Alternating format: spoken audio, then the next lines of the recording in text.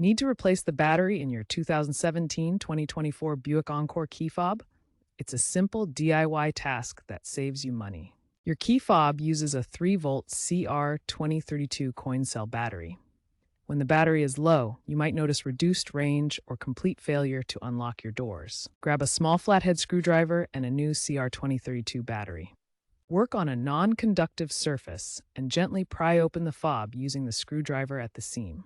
Remove the old battery, noting the positive side up. Replace it with the new one in the same orientation. Snap the fob back together. You're done.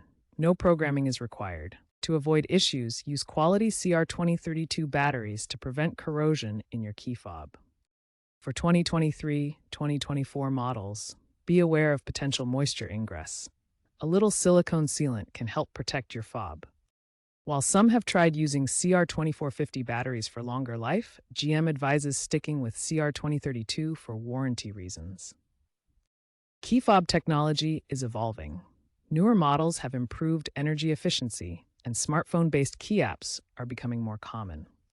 The future may bring battery-free fobs using NFC or RFID technology, eliminating battery replacements altogether. Keep an eye out for these advancements in future Buick models.